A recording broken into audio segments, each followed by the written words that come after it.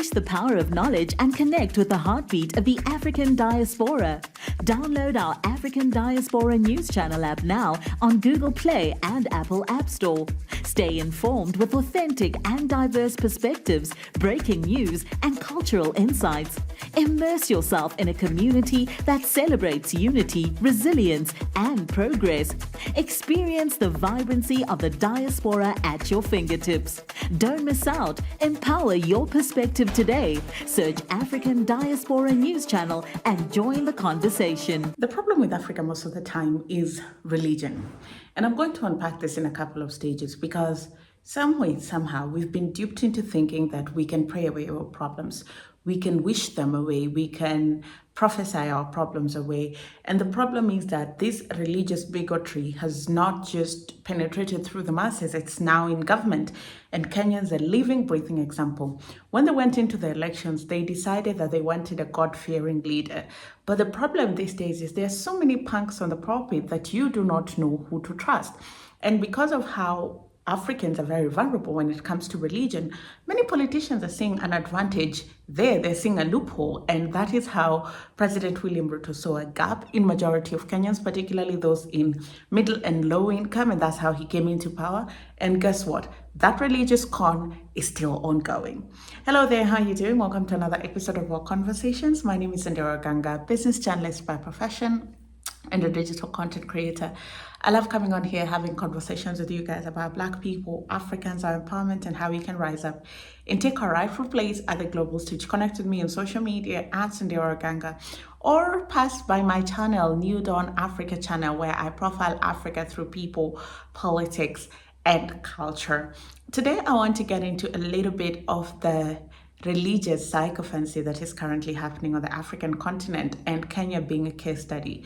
So President William Ruto, since I think they came into power in 2013, took a new brand. He became this heavily religious person, always going to church, having meetings with church people.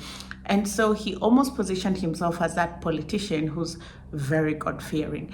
And I have no problem with politicians being God-fearing, okay? Because I think a sense of belief is very, very important in the modern day and age that we live in. The problem comes in when we don't know where to draw the line, when we don't know what common sense is and what religion is. And I feel like that's where majority of Africans are, particularly Kenya. Ever since President William Ruto came into power, it's just been one religious shenanigan after another. So when we were having a really bad drought, this man, using state resources, put together a crusade to pray for rain. Let that sink in. Somebody who has a PhD, who's gone to school, who served as a Minister of Agriculture at some point in his political career, the best course of action during a drought was to do what? To put a crusade together. When the rains came and the rains were too much, now people are praying because floods are sweeping people away. I have not seen or had one practical example from this man. There was a time where there was a place in Kenya, it's a red zone. There were so many accidents happening at that place. And his wife, Her Excellency Rachel Ruto, went to that place where accidents happen a lot in Sachangwan with anointing oil to pray for the place. Guess what? 3 days later, there was another accident. And these are just some of the few isolated incidents that I'm just pulling out. Point here is that religion has replaced government. And unfortunately, government is also part of that religious con. You understand? The church also has been bored. Politicians take so much money to the church, and hence the church cannot hold people accountable. And so Kenya is now at a place where they are unable to ask for anything from government, and also government is almost in a state of disarray because they're waiting on God, and Kenya is slowly becoming a circus. It's literally a circus. Most recently, Benny Hinn was in Kenya, the televangelist. And this did not sit well with many Kenyans. There are some who went, do not get it twisted. There are some who went, majority of Kenyan population are Christian. But it's the using of state resources to bring this white televangelist to preach to preach to people who are hungry, to preach to people whose healthcare is falling apart, to preach to people who are struggling with unemployment. And then I have been seeing tweets of Benny Hinn saying, if you are in Kenya and you experienced a miracle, send us your story, we'll send you a link. And I just can't help but think people put governments in office to build systems and structures that are going to help their lives. We did not elect God.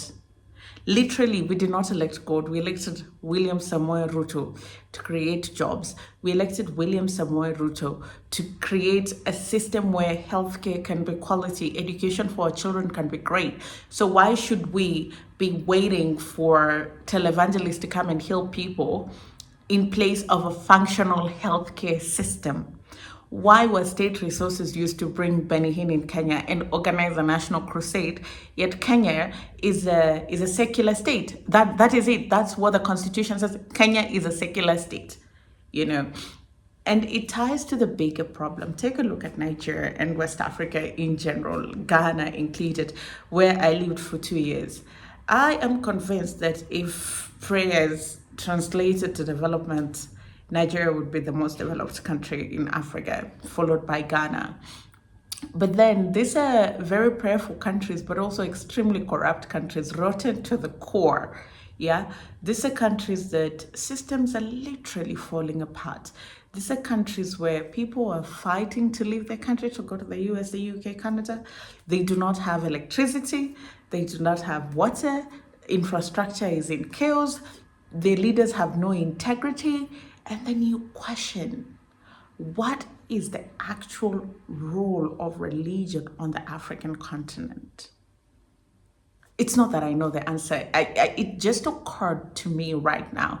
Like, what is the role? Is it, there's this quote, religion is the opium of the masses.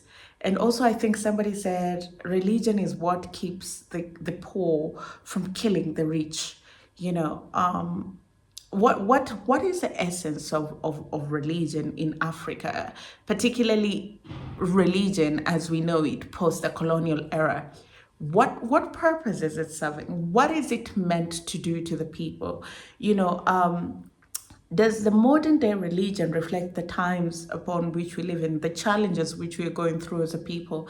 Does it offer any solutions? Is it offering any solutions? Is it a safe place? I remember that one time that Dr. Umar was saying, I think it was on the Joe Biden podcast, where he was talking about, if your church, you need to have a school, a banking institution, and a garden. And as controversial as this guy is, these are the things that make sense, because it should be a community and it should translate into some form of value. But I cannot speak and comment down in the section what it is like in the US, because I know in Africa, people will just give, and build these bungalows and huge structures in the name of churches.